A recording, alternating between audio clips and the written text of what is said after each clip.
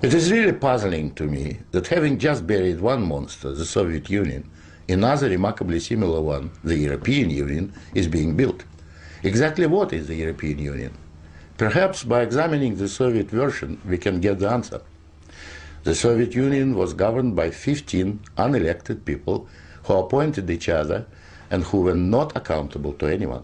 The European Union is governed by 24 people who appoint each other, meet in secret, and are not accountable to anyone, and whom we cannot sack.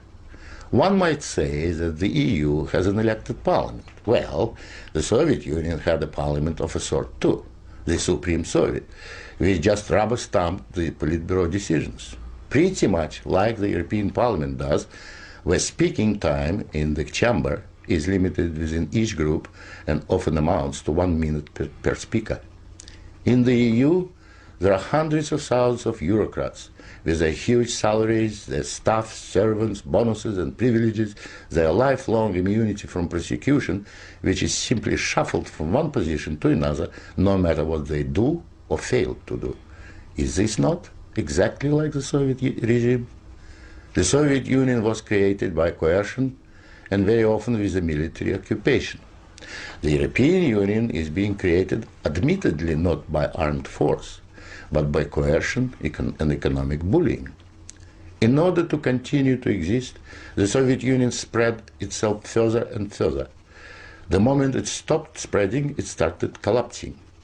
And I suspect the same is true of the European Union.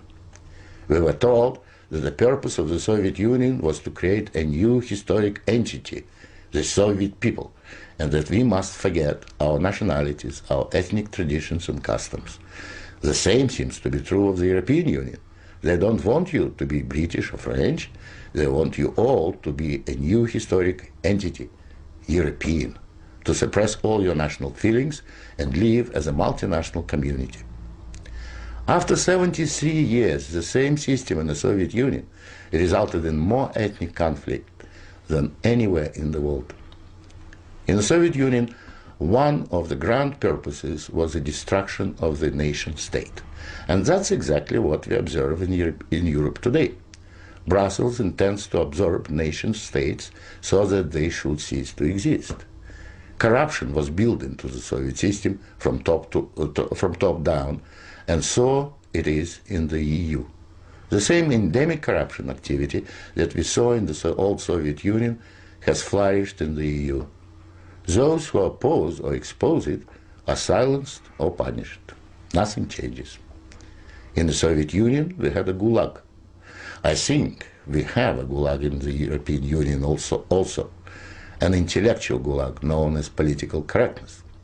When anyone tries to speak their mind on questions of race or gender, or if their views differ from those approved, they will be ostracized. This is the beginning of the gulag, the beginning of your loss of freedom. In the Soviet Union, they told us we needed a federal state to avoid war. In the European Union, they are telling you exactly the same thing. In short, the same ideology underpins both systems.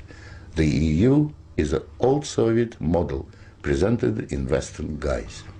But again, like the Soviet Union, the European Union has within itself the seeds of its own demise. Unfortunately, when it collapses, and it will leave immense destruction behind, and we will be left with huge economic and ethnic problems. The old Soviet system was incapable of reform, so is the European Union. But there is an alternative to being ruled by those 24 self-appointed officials in Brussels. It is called independence. You don't have to accept what they have planned for you. After all, you have never been asked if you wanted to join. I have lived in your future, and it didn't work.